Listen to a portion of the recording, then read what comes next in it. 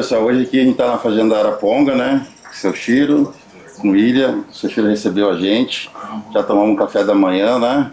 Já fomos ver o pessoal mexer com tração de carcaça, né? Vamos conhecer um pouco mais da história desse homem e um pouco mais da história do Nelore marmorizado. Como que começou? Da onde surgiu, como você estava falando naquela hora? Ah, vou passar o ultrassom no Nelore. Quem que teve essa ideia? Bom, a história de Nelore com o Chiro, ela é mais lá para trás. Então, eu comecei a comprar vaca Nelore 87, 1988. 87 eu comprei bastante vaca. Um lugar que eu busquei muito genética para cá era onde eu comprava touro. História da Fazenda Araponga. O Yoshio, lá em Presidente Prudente, era um criador famoso na época. E eu ia comprar tourinho, porque eu precisava tourinho todos os anos. Eu comprava 20 tourinhos para levar aqui para a fazenda aqui embaixo, no Paranatinga. Então, diversos anos eu comprei um caminhão de tourinho, que eu não comprava toureirada, era sempre garrotada de 2 anos. Então, eu levava para a fazenda, porque uma vez eu levei touro com 3 anos lá de Presidente Prudente, levei para o Paranatinga. Ele demorou 1 ano para se aclimatar aqui no Mato Grosso. Então, eu entendendo esse negócio de boi aclimatar, eu falei, então é melhor eu comprar garrote de 2 anos, recriar ele na fazenda e no outro ano eu botar na novilhada. Ele se adapta melhor. Isso, ele já recria adaptado no local. A gente pensa que isso não tem fundamento, mas tem. Inclusive no Nelore. E se for boi europeu, muito pior, porque o boi europeu não está adaptado ao calor do trópico. Então, você olha que o boi europeu, muitas vezes a adaptação dele aqui no Mato Grosso é complicado. Seria mais para o sul, né? Onde é ameno, clima ameno, tem geada, tem coisa assim. Sim. Aqui para nós não. Então, eu percebi isso no Nelore. Se eu percebi isso no Nelore, eu falo, o europeu sofre muito mais com isso. Então, o centro-oeste nosso, ele tem uma coisa que casa muito bem com o Nelore.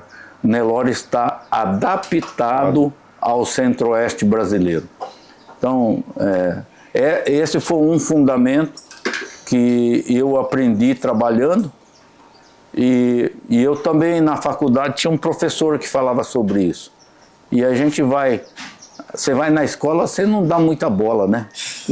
Mas quando você começa a trabalhar e lembrar do que o professor falou... Daquele conhecimento lá. E aí eu apliquei ele aqui no Mato Grosso. Então, isso aí foi uma coisa muito boa. Te ajudou bastante. Eu crio o Nelore faz muito tempo. Agora, a história do Nelore com marmoreio já é outra história. Começou com Irineu Gonçalves Filho, era um cara que eu conheci lá em Prudente, lá no começo, quando eu ia lá comprar touro do seu Hiroshi. Ele era sócio da Tairana. Tairana é a central de inseminação. Então, eu conheci ele nessa época. Mas quantos anos atrás isso? Vai beirar 40. Caralho, é minha idade. Vai beirar 40 anos. Mas o Irineu é amigo meu dessa época. Sim. E aí, 11, 12 anos atrás, ele me encontrou e falou, você vai ter que conhecer a doutora Liliane. O Irineu é um cara, eu considero ele muito, ele foi juiz da ABCZ, é um cara super entendido em Nelore, ele é apaixonado por Nelore. É um dos apaixonados, né? Ele é apaixonado, é um cara que... Tem uns caras aqui no meio, né, que a gente fala que, né, são os apaixonados por Nelore, são os tarados, né, por Nelore. E aí o Irineu falou, você tem que conhecer a doutora Liliane. Por que ele falou isso para mim? Porque o Irineu trabalhava para a Fazenda Santa Marina era do Jonas Barcelos. Jonas Barcelos é o dono da marca Mata Velha, lá em Uberaba. E ele comprou a Santa Marina. E o Irineu estava trabalhando junto com o Jonas Barcelos. E aí ele estava fazendo esse serviço de ultrassom De carcaça. lá na Santa Marina. E aí, junto com esse processo, tinha o pessoal do Geneplus Embrapa, de Campo Grande. Então, o doutor Luiz Otávio estava lá junto com ele. Luiz Otávio era um pesquisador, um cientista. O Irineu não era um cientista, mas era um apaixonado por Nelore. Ele conhecia profundamente o Nelore. Ele estudava sozinho, vamos dizer isso, né? Não, mas ele estava ali dentro de Uberaba e com os melhores. Com os papas do Nelore. Então, Sim. ele, em prática, ele era muito, muito entendido. E aí juntou a sabedoria do pesquisador da Embrapa. Sim. Então, nesse processo inteiro, entrou a história da ultrassonografia, que a doutora Liliane é especialista nisso. Sim. Então, nesse processo é que juntou Irineu e doutora Liliane. Mas eu fui chamado pelo Irineu depois, porque esse processo já estava em andamento na Fazenda Santa Marina, lá em Araçatuba, do Jonas Barcelos. E eu, uns 4, 5 anos depois, é que o Irineu falou, ó, você vai ter que conhecer a doutora Liliane. E aí eu conversei com ela, e ela veio aqui nessa fazenda começar o trabalho. O primeiro trabalho, eu lá não dei muita bola. Sim, não tinha muito conhecimento? Não, e eu não sabia nada disso. Eu falei, bom, vamos ver o que é, né? Então, já que vamos ver o que é, eu falei, vem aqui, paguei para ela fazer a ultrassonografia e tal. E aí, também não dei muita bola. Porque o meu jeito de acasalar gado aqui era do jeito que o Irineu fazia lá, porque era o jeito que a gente aprendeu lá em Uberaba. Eu conheci o William nessa época, lá na chácara Naviraí. E aí, o aprendizado que eu tinha para fazer Nelore, eu buscava lá em Uberaba. Agora, com o advento do ultrassom, que é uma ferramenta, eu achei um negócio fantástico. Eu venho de uma indústria, e lá dentro da indústria, a gente usava uma coisa muito importante. Hoje, melhor que ontem, amanhã, melhor que hoje. Chama melhoria contínua. Isso só se faz se você tiver um instrumento de medição. Então, hoje, melhor que ontem, você tem que saber a medida que você tem ontem e qual é a medida de hoje. Amanhã, melhor que hoje, você tem que ter a medida, a mesma medida, só que você sobe a régua e fala, ano que vem tem que ser melhor que esse ano. Você sobe a régua e faz. No caso da indústria, você está mexendo com ferro, essas coisas, é fácil você fazer isso. No caso nosso, aqui na fazenda, nós estamos falando de biologia animal. Então, como é que eu vou pegar, subir o sarrafo de medida para o ano que vem? Então, como eu vou subir o sarrafo para o ano que vem, eu tenho que olhar as medições do ultrassom e falar, olha, ano que vem nós queremos um incremento de tal medidas no ultrassom, porque essa é a ferramenta que a gente usa para medir o melhoramento de um ano para o outro. Então, isso trazendo o conhecimento da indústria, e eu usei a ferramenta ultrassom para ser a régua que eu ia medir o melhoramento que eu ia promover dentro do meu rebanho. No caso do melhoramento genético. Mas deixa eu te perguntar, esse Nelore, quando você começou ali, resolveu fazer ultrassom, já existia assim, exemplo, tem ali 1000 cabeças, resolvi passar ultrassom ali nas 1000 cabeças, né? E ali já tinha o conceito, já tinha o Nelore marmorizado, William? Ou não? Já Já tinha. Então aí já. selecionou aqueles marmorizados, daqui vamos raciar ele, vamos melhorar a genética. A doutora Liliane, ela chegou e falou assim, ó, você é diferente. Todas as fazendas que eu vou, eu encontro 10% de vaca marmorizada. É normal, em qualquer fazenda de Nelore que ela for, ela vai passar ultrassom e vai encontrar 10% de marmorizado. Sim.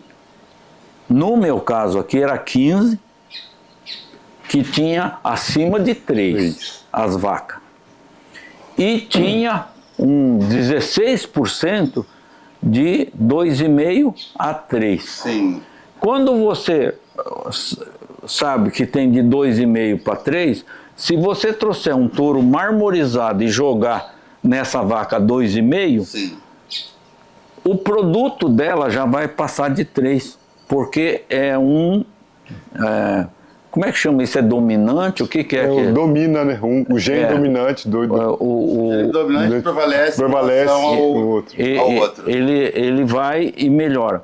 Então, no processo, eu saí de 15 com mais 16. Porque 31%. 31, né? Então, 30%, vamos falar. A Liliane falava, você tem um negócio diferente. Você tem que multiplicar isso. Então, o Irineu, muito tempo, fez o trabalho de acasalamento dessa fazenda, e aí nós começamos a separar as vacas marmorizadas, e aí nós, naquele tempo, começou TE, não era nem FIV, era TE, transferência de embriões. Então vinha aqui, transferência de embrião é o seguinte, você promove uma super ovulação da vaca através de hormônio e insemina a vaca e espera, eu não sei se é 8 dias, quantos dias que faz? 8, né? 8 dias. 8 dias, aí depois você aspira aqueles embriões. Sim.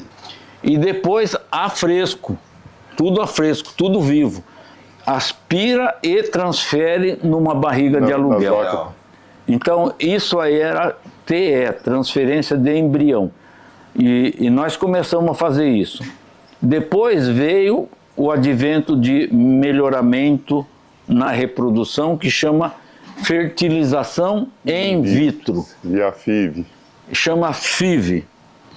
Fertilização in vitro, a gente no animal aqui, a gente já está fazendo assim uma coisa muito corriqueira, vamos falar assim. Existe muita gente fazendo.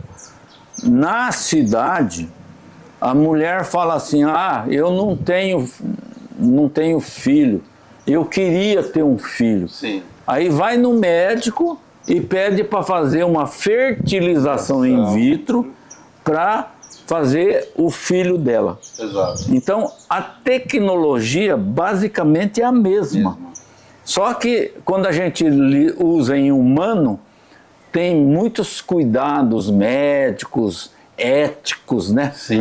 Negócio de ético, porque quem que é o pai, quem que não é o pai, quem que é mãe, né? É mais complicado.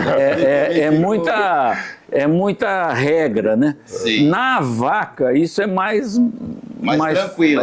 Mais na boa, né? Então, o que nós pegamos para fazer aqui nessa fazenda, nesses últimos 11 anos, nós sempre procuramos as nossas melhores vacas e fizemos FIV, fertilização in vitro.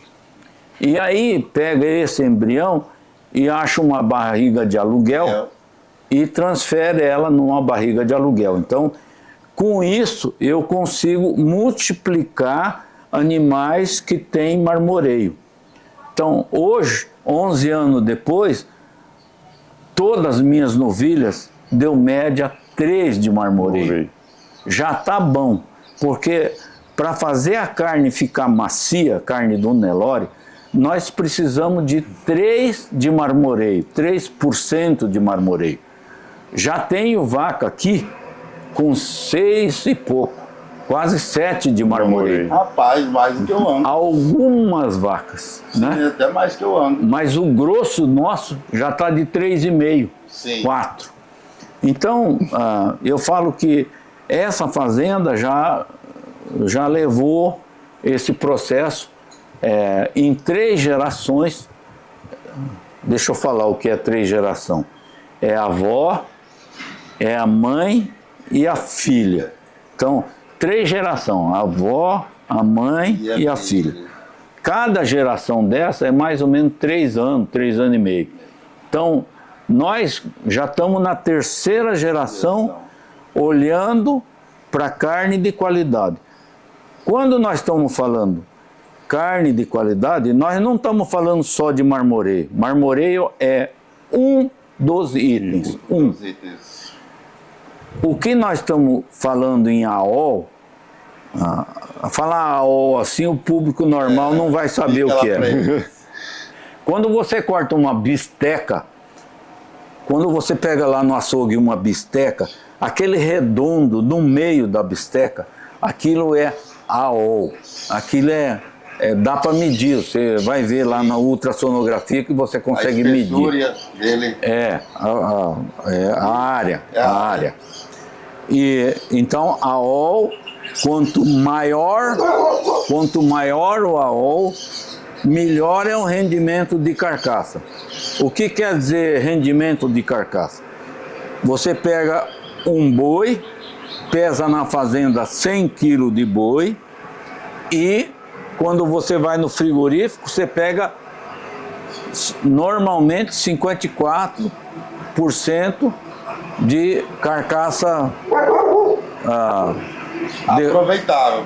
Carcaça. Isso aqui é o seguinte. Você tirou couro, barrigada, gordura, não sei o que e tal. Cabeça, chifre, rabo, tudo. Aí então você pega 100 kg de peso vivo na fazenda e lá no açougue é 54. 55. É normal.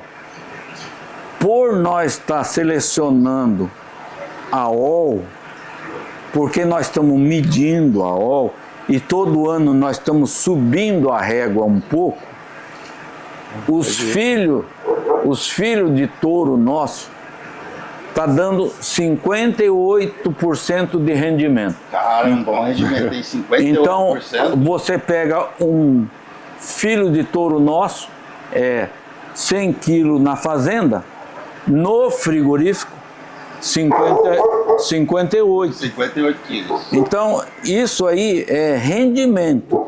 Isso aí é dinheiro no bolso. Sim. O pecuarista que fizer esse processo, ele vai ganhar, porque esse AOL a gente não está cobrando, não está fazendo nada, é assim que vai. Ele vem naturalmente, então o rendimento é importante para o criador ou engordador de boi. Para o açougueiro, a AOL é importante, porque na hora de você pôr o bife na mesa, a beleza, a estética. A estética do boi na mesa é muito interessante. Você pegar uma bisteca fininha assim, uma coisa, agora você pega uma bisteca cheia, aquela quantidade de carne assim, é isso. Isso nós estamos fazendo. Então, a AOL é uma coisa, o marmoreio é outra coisa. O marmoreio, se a dona de casa vai lá no açougue e olha marmorizado, carne marmorizada, você vai pegar a bisteca e lá no meio desse AOL que nós estamos falando, você vai encontrar traços brancos. Parecido com salmão. Uns traços brancos. Isso é a gordura entremeada na carne. A gordura entremeada na carne, ela é ômega 3. ela não faz mal para a saúde.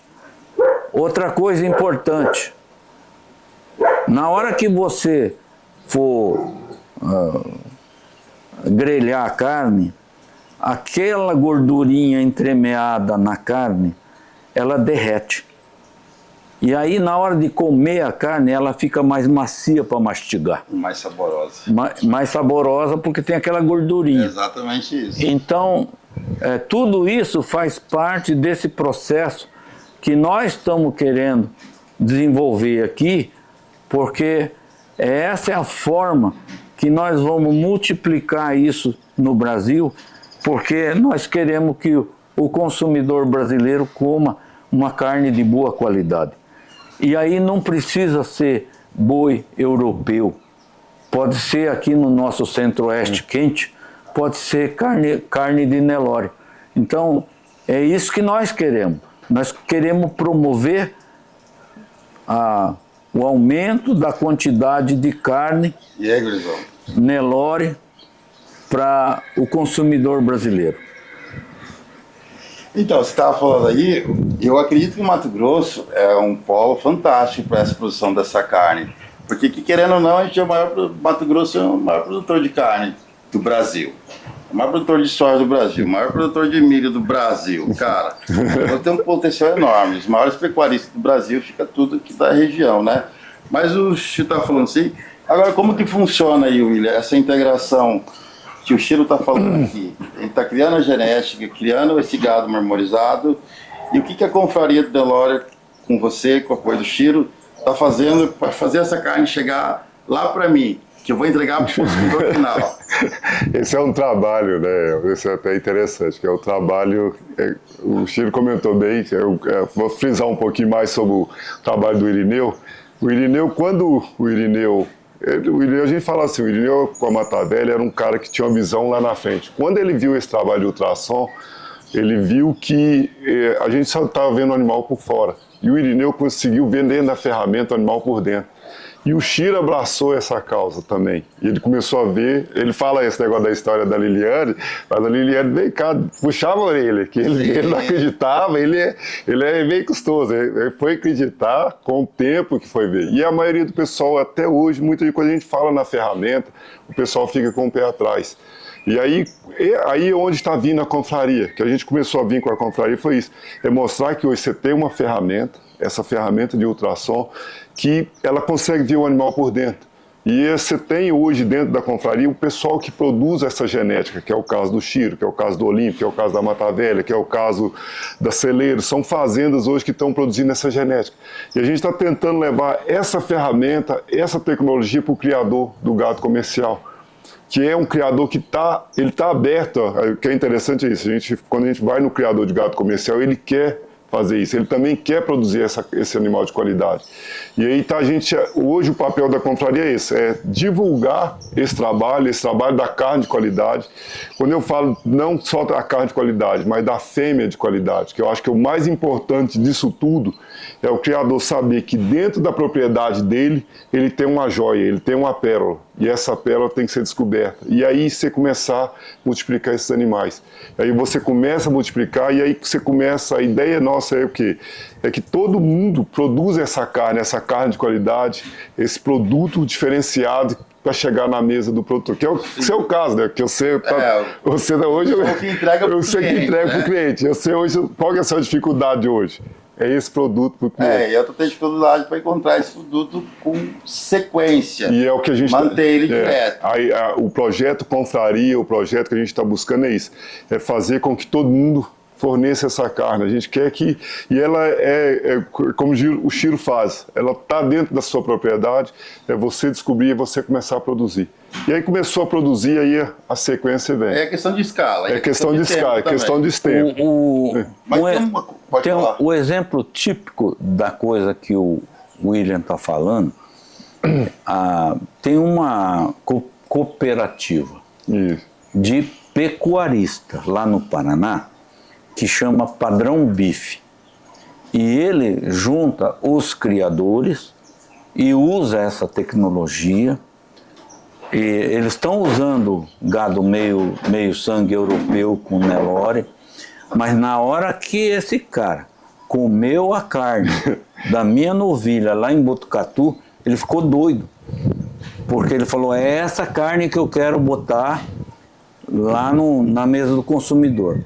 A Padrão Beef, ela está fazendo o seguinte, ela está pegando o animal do produtor, Exato. que é cooperado dele, está batendo e está distribuindo nas boutiques de carne e restaurante. Ele já está indo com os cortes dele para a mesa do restaurante. Então, quando entra na mesa do restaurante, tem que ter toda semana. Sim. É isso. Essa que é a dificuldade grande do projeto. A cooperativa, como planeja isso dentro dos associados, então os associados, associado é 20 cabeças por mês, beleza, 20 cabeças por mês. Ele tem que fazer acabamento para dar abate de 20 novilhas por mês. Então, a cooperativa, não sei se é 40, 60, é 100 pessoas, ele consegue fazer essa escala que você, no açougue, precisa para atender todo dia a dona de casa. Mas eu acho que a gente tem uma dificuldade aqui também. Você estava falando naquela hora lá, que assim, quando a gente acha esse Nelore, o trabalho dele é muito maior do que o Nelore normal ou é uma seleção, né? É uma seleção. Então, além de selecionar, você tem que separar ele dos outros e dar uma alimentação melhor para fazer todo o processo. Mas tem um negócio aí que é o pessoal, o frigorífico. Pelo que eu entendi, relacionado aos pecuaristas, de fazer essa carne hoje, está relacionado a quem compra ele para entregar para mim lá no açougue. Então aí, o cara do frigorífico também, ele está tendo uma certa resistência ou não está sabendo precificar esse produto que sai fora do padrão que a gente tem aqui no Brasil. O americano, ele paga para o pecuarista americano, depois que abate o animal, existe uma classificação. E o pecuarista que entregou o boi, ele recebe do frigorífico, se tem plus a mais pela qualidade, o frigorífico paga ele pelo plus a mais de qualidade. Então ele força o pecuarista a produzir carne de qualidade. Aí quando chega no frigorífico, é classificado e os que tem carne de boa qualidade recebem uns trocos a mais. Sim, mas eu acho justo. No caso da Padrão Beef, é diferente. Porque eles pegam essa carne de qualidade e mandam para o restaurante que paga um pouquinho mais para ele. Conclusão. Como é cooperativa, no final das contas, nos encontros de conta, ele falou para mim, o frigorífico tem que ganhar 4%. O que der mais de 4% é dividido para os sócios cooperados, de acordo com a quantidade de animal que entregou. Interessante. Então, isso é um estímulo para o pecuarista a ficar dentro da cooperativa lá no Paraná.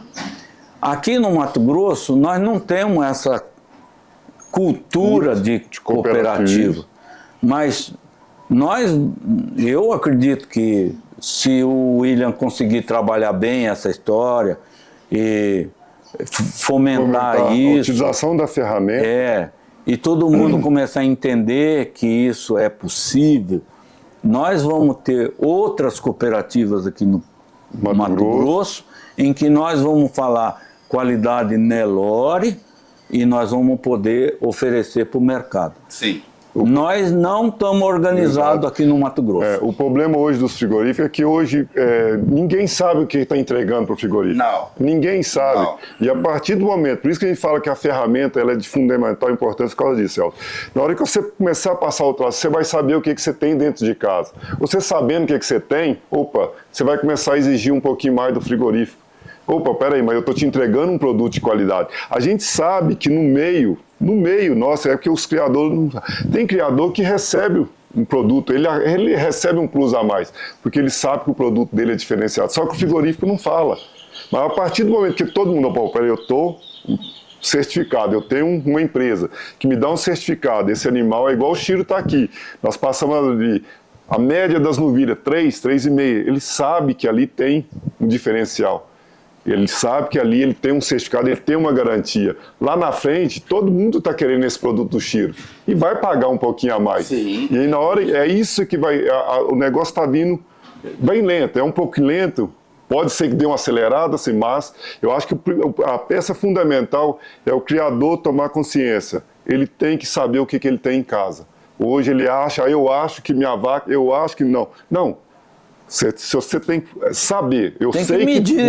Né? Eu sei que tem. Mas você acha que isso também não pode ter, tipo, eu vou chamar essa palavra de recusa, né, dele, por questão do investimento, porque é um investimento alto, né? Mas não muito. Não muito. Se você não investir, você vai ficar sempre... Você tem que investir. Eu acho que hoje, para quem está no meio da pecuária hoje, aquela pecuária dá, eu acho, não. O investimento... Mas, William, vamos fazer conta, tá? É conta de padeiro. Eu sempre faço conta de padeiro, que é mais simples.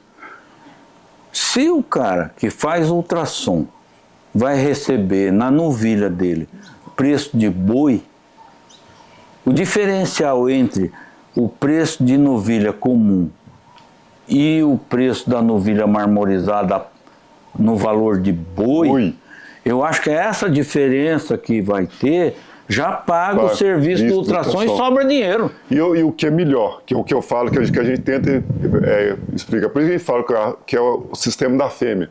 Ele vai vender, mas o que vai ficar, o que ele vai descobrir dentro do rebanho, por isso que a gente fala, é o investimento. Ele está investindo agora. Ele investiu, opa, peraí. Só que no futuro ele sabe tudo que ele vai ter, igual o Chira. Começou com 15, hoje 90, 95, acho que 100% do gado tem tudo marmoreio. E só que o Chiro, ele é diferente, porque o Chiro é produtor de genética, ele foca genética. Mas o cara do comercial, que é o que a gente está tentando fazer, se ele começar a fazer esse trabalho, ele daqui uns 5, 6, 7 anos, ele tem todo o gado dele. Aí ele vai começar a escolher, opa, peraí, eu vou escolher para quem que eu vou vender. Peraí, se não me pagar por esse valor, opa, eu tenho quem paga. Eu acredito que essa informação, ela ser difundida para o Brasil todo. Eu acho que a região sudeste, principalmente São Paulo, é um pessoal que, vamos dizer assim, ele tem um requinte melhor. Eu acho que tem um padrão melhor. O Chiro fala um negócio de depois que você come carne boa, carne saborosa e carne boa não tem. Então, quando eu falo assim, São Paulo, Minas, pode ser aqui, Dom Aquino, pode ser em Jaciara, Jucimeira, pode ser... quando a pessoa come e ele fala, peraí, rapaz, essa carne é diferenciada, eu quero isso aí que começa... Aí todo mundo começa a produzir, entendeu? Então, assim, você tem um mercado, hoje você tem os mercados grandes, São Paulo, Minas, Belo Horizonte, Rio, aquela coisa.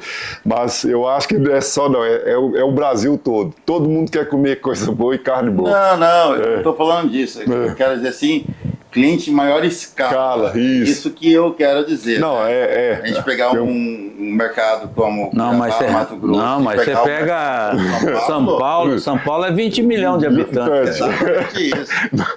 São Paulo tem gente para comprar picanha de R$50 e pagar R$1.000 no quilo do baguio. Isso tem, né? Isso é um fato. Mas eu vi um podcast seu, Chico, falando uma vez de um tio seu que lá no Japão ele comeu primo seu, né? Primo. Conta isso aí, pra mim. Como que foi esse negócio? Esse primo, o nome dele era Haru. Esse cara, ele veio para o Brasil por causa do meu pai. Meu pai era vivo ainda. E esse cara era diretor de uma rede de televisão estatal japonesa enorme. Se você pensar Rede Globo, não, a estatal do Japão eu não sei se é 10 vezes, 20 vezes maior. É enorme. Então esse cara era super poderoso lá dentro. E é um cara que andava o mundo inteiro. Então ele vivia fazendo reportagem para lá, para cá, para lá, para cá, como diretor. E ele veio e ele queria conhecer como é que era abrir a fazenda aqui no Cerrado. E eu estava abrindo fazenda aqui. Meu pai levou ele. Mas no dia que ele chegou na minha casa, lá em Rondonópolis. Então, eu falei, bom, japonês gosta de peixe. Falei pra minha mulher, vai lá, pega um pacu lá, mas não pega muito gordo, não. Pega de uns 3,5 kg assim. Ainda tinha pacu naquela época, né? Porque hoje você acha pacu, tambaqui, mas não acha pacu em Cuiabá. Era pacu e aí eu falei, pega fresco, eu não quero congelado não. Aí foi lá, comprou o pacu, temperamos, pusemos no forno e aí vamos jantar. Aí eu tirei o pacu, servi o pacu para ele, ele começou a comer, olhou para mim e falou assim, Eu falei, ô Haru, você não gostou do peixe, né? Fé de barro. Pô, mas comprou de barro, não foi de rio, cara? Era do rio, mas o japonês, ele só come peixe do mar. É do peixe do mar. Então não tem esse sabor mais forte. Sim. E aí mas eu, veaco, né, eu tinha feito a regra B, né? A regra B, eu tinha acendido a churrasqueira, eu botei bem lá no alto uma picanha. Essa picanha não era a picanha. Quebrou uma novilha lá na fazenda, quebrou a perna. Aí eu peguei e matei ela e trouxe a picanha para eu comer. Aí pus na geladeira lá em casa. Aí eu peguei essa picanha, ó, capinha de gordura assim, ó, micharia assim, ó, ela magra. Aí eu deixei lá em cima na churrasqueira e aí eu peguei, tirei lá e eu falei, experimenta isso aqui. Tirei um pedaço de picanha para ele. Ele olhou assim para mim e falou assim, Shiro-san, faz favor, troca o prato, troca o talher. Eu falei, tá bom. Tava ele e um outro japonês amigo dele. Troquei os pratos, o talher, traz. A picanha tinha 1 quilo. Os dois japoneses comeram 1 quilo. Picanha. E nem era aquela picanha. Quando eu fui para lá no Japão, uns 3 anos depois, ele me levou numa churrascaria. Aí, cara, era um Gengis Khan, assim, um chapéuzão assim, tem gás embaixo. Aí eles vão pondo a carne em cima.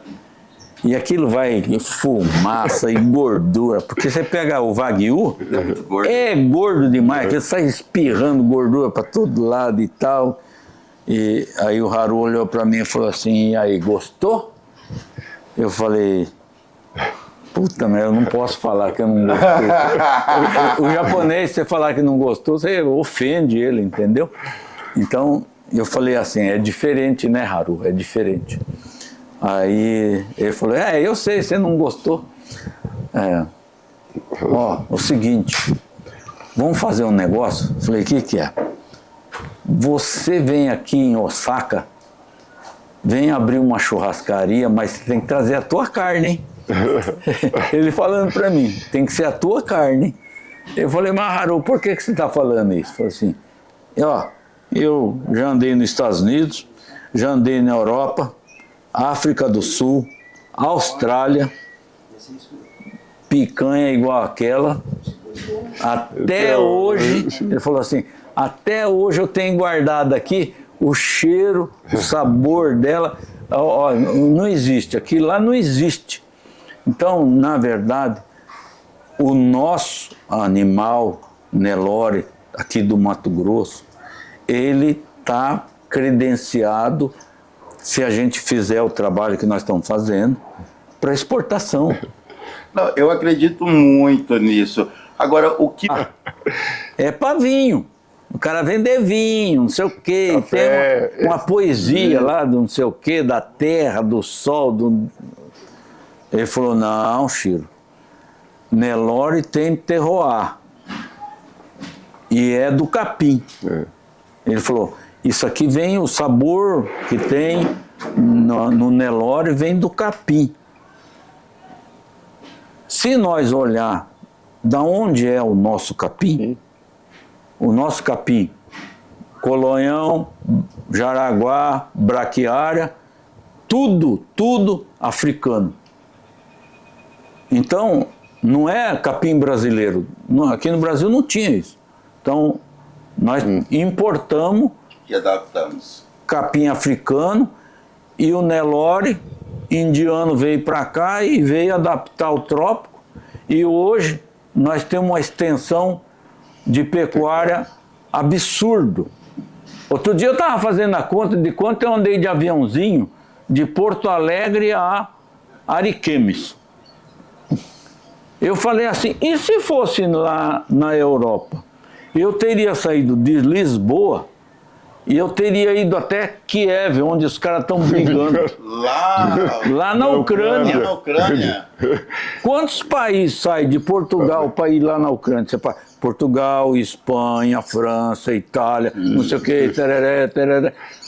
Era a distância que eu saí de Porto Alegre para Ariquemes. Então, no fundo, nós temos que entender o seguinte, Brasil é grande. E o Nelore cabe em tudo quanto é lugar.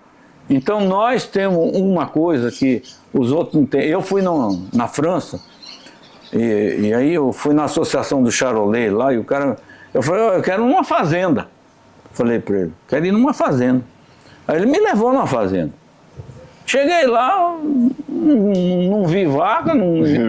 Aí chegamos num barracão lá. Tinha um barracão desses, não bonitão, né? Um barracão, era um curral, mas coberto. Olhei lá dentro, umas 30 vacas. Eu falei, uai, mas só isso? Não, isso aqui é uma fazenda. Fazenda de cria, tem 30 vacas. Aí tinha a mulher lá dando feno pra vaca e tal. Eu falei, pô, 30 vacas aqui no Brasil, o cara morre de fome. Mas lá é assim. Então, eles não têm chance Quanto nós. para competir com nós que tem essa largueza aqui, então... E a gente tem isso aí, a gente vem comentando muito isso aí, o sabor da carne dentro do Brasil, isso começou, o sabor da carne do Mato Grosso... Ele muda. Muda. O Mato Grosso do Sul é um outro sabor. Então a gente está começando... Pantanal está começando a ver isso aí. Então você começa a ver que tem... e o incomum? A fêmea Nelore. É a fêmea Nelore que está ali, ela que vai estar produzindo essa qualidade, essa coisa toda. Você estava falando negócio aí do Chiro buscar lá, contar a história do cara, da carne dele. Não, do Chiro foi lá. A história mais simples que eu tenho mais perto é do tal Elvis Matoso. Elvis Matoso ano passado, você foi ver com o Breno aqui, aí você experimentou a cara do Chiro. Lá em Rondonópolis. Então, aí a sua história também serve para nós de experiência. Sim. O que estava acontecendo? Às vezes chegava dessa carne, eu falei, cara, essa carne é difícil, porque eu pegava ela e falei, pô, mas você também não marmoreia. Que porra é essa, né? Pensei comigo. Falei, cara, vou dar uma pesquisada. E por coisa que aconteceu? Cara, foi, acho que sorte ou coisa do destino. Que o Christian chegou em mim, falou, ó, o pessoal da confraria quer um patrocínio para fazer um negócio lá na Expo Agro, assim. Falei, beleza, a gente vai lá, conhece o pessoal, vamos lá. Beleza, a partir daquele momento que a gente conheceu o outro rapaz, esqueci o nome do Ricardo, não. É o Olímpio, né? O Olímpio que tava com o lado cabelo grisalho. Da ABS lá, o trabalha na BS. Alexandre. Isso, aí depois a gente fez uma reunião 1 ou 2 dias depois. Foi eu, o Christian, você e o Alexandre. Isso. Aí começamos a entrar nesse negócio. Aí eu fui uma entrevista com a esposa do Alexandre. Isso. Da rádio. Eu fui lá na rádio, né? Aí eu fui lá na rádio, aí eu comecei a fuçar mais. Aí eu comecei a entrar mais em contato com o Matheus. Porque eu conhecia já o Matheus por conta de outra pessoa lá de Sinop. Aí eu conheci o Matheus e acabamos pegando uma certa afinidade, né? Conversando. Aí eu falei, beleza. Aí a gente começou a falar disso, aí eu comecei a falar pro Matheus, aí o Matheus também começou a procurar isso pra mim. Entendeu? Foi isso que aconteceu. Aí você falava no pecuarista, eu entrava em contato com o Matheus, Ela falou, esse aqui pode ter, esse aqui não pode ter, e tá. Aí eu comecei agora com essa busca, né, cara? Mas a busca melhor foi experimentar. Eu acho que é apaixonado. Onde mudou a cabeça dele? Foi nosso leilão lá em Rondonópolis, e nós fizemos uma degustação das carnes das novilhas daqui da fazenda. É o que a gente fala. Eu tenho falado que fazer propaganda, falar e tentar convencer, e palestra, tá tudo bem, mas nada convence melhor do que você comer a carne na degustação. Porque a degustação, você não tem ninguém buzinando você. É você fazendo a avaliação. Você contra você e se aquela carne te satisfaz. E eu tenho feito esse movimento lá em Uberaba, lá na Expo Genética. Eu levo 2 novilhas minhas daqui e faço um churrasco para a turma lá, 200 pessoas, 250 pessoas. Essas pessoas que estão lá são os maiores divulgadores de que o Nelore tem qualidade boa, qualidade excepcional. Chiro, mas a gente precisa levar essa informação para o cliente final. Ele não conhece muito. É lá que a gente começa a explicar para o cliente. Eu falo para meus clientes, converso com... Falei, galera, no dia que você comer Angus, comer Nelore, comer o Wagyu, e você pegar o Nelore marmorizado do jeito que eu estou falando, cara, você não vai comer outra carne. É isso. Você não come. Eu falo, eu já comi Wagyu criado aqui, eu achei a carne extremamente sebenta, entendeu? Enjoa. O Angus aqui, eu acredito que ele é melhor até que o Angus do Sul, porque ele tem... Tem esse mestiço, tem esse pasto, essa do capim, essa coisa toda. Exatamente, né? Mas quando eu comi o Nelore, eu falei, cara do céu, cara. Aí eu não quis comer outra carne, cara. Aí arrumamos um problema pra você arrumou um problema pra nós. Eu quero um negócio da quantidade que eu quero. Mas esse que tá sendo... aí que tá o negócio gostoso, entendeu? É um trabalho que a gente tá fazendo, é um trabalho... começo ainda, né? Tá começo. É o começo.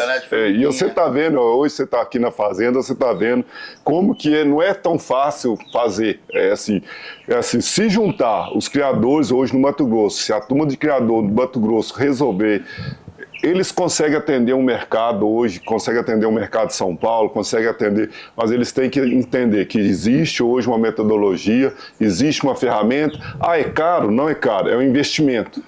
O cara, ele investindo hoje, tudo que a gente fala, que a gente está falando hoje, não é para amanhã, é para daqui 2, 3 anos, que tudo que você vai fazer é a inseminação, é a FIV, que seja o embrião, é para daqui 2, 3 anos.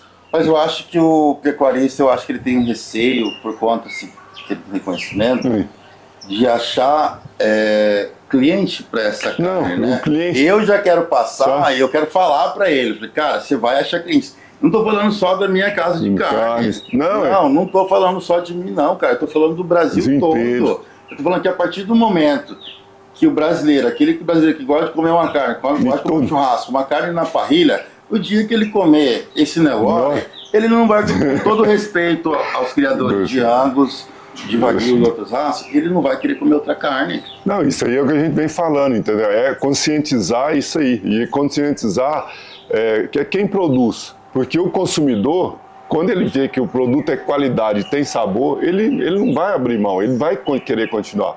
Então é isso que a gente está tentando mostrar para ele. Igual você falou, o criador, a primeira coisa que ele fala é isso, mas eu não ganho nada com isso. Bom, você ganha, eu digo muito aqui, você vai começar a selecionar suas fêmeas. Você começou a selecionar suas fêmeas dentro da fazenda, você já está ganhando muito. Porque você está tendo um produto só de qualidade dentro da sua propriedade. E quando a gente fala nesse negócio de carne, Elvis, não é só a carne, a gente está falando, quando a gente está fêmea, você entra precocidade, você entra fêmea que desmama o bezerro mais pesado, você entra na fêmea que vai dar mais leiteiro, produtivo. Tudo isso aí, hoje a gente já busca animal, principalmente quem faz confinamento, o animal que a gente faz a prova da avaliação da confraria, a gente quer aquele animal que come menos e transforma mais em carne. Então a gente já está preocupado com Menos custo para o pecuarista. menos custo para o pecuarista. Essa ferramenta de ultrassom, às vezes a gente fala muito com confinamento.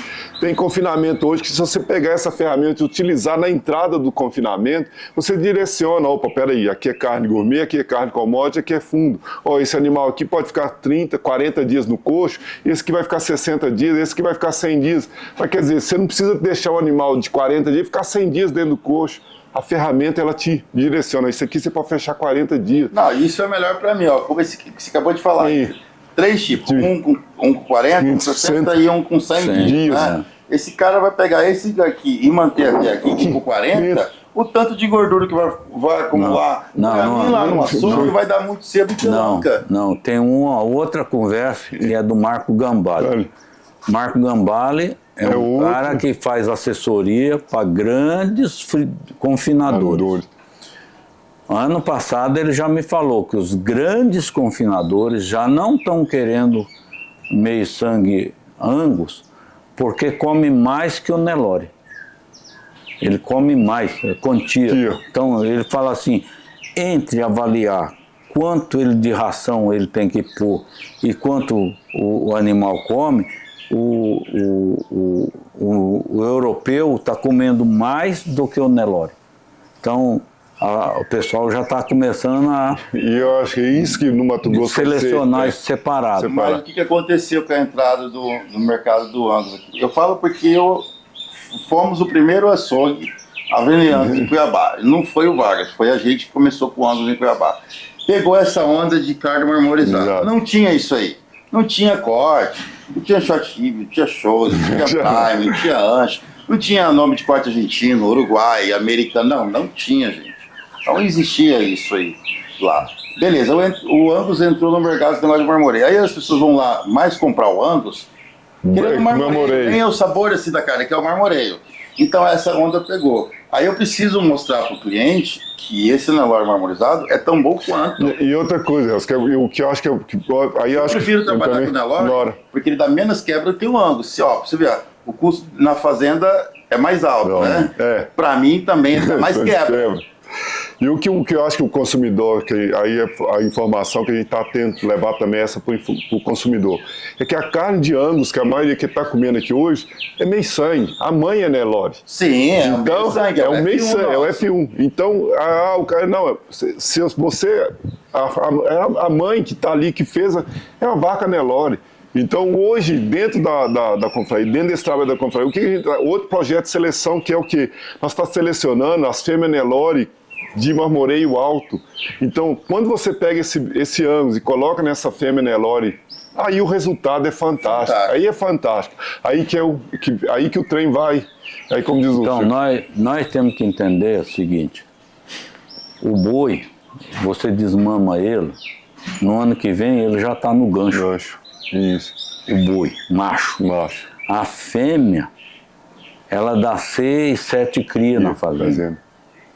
Se você seleciona ela corretamente, ela vai ainda na sequência 6, 7 filhos dela que vai ficar na fazenda. Se você tem ela selecionada corretamente, você vai reproduzir 6, 7 filhos dela de acordo com o negócio de procurar carne de qualidade. Carne de qualidade, quem manda mesmo, que a doutora Liliane fala, quem manda mesmo é a mãe. Deixa eu te perguntar aqui, eu tô com uma dúvida que acabei perguntando para o Matheus da Percos. Eu pego ali um macho e pego uma fêmea, com o mesmo grau de marmoreio, 3, 3,5. Tem diferença de sabor ou coisa do tipo? Tem, não. Melhor? Textura.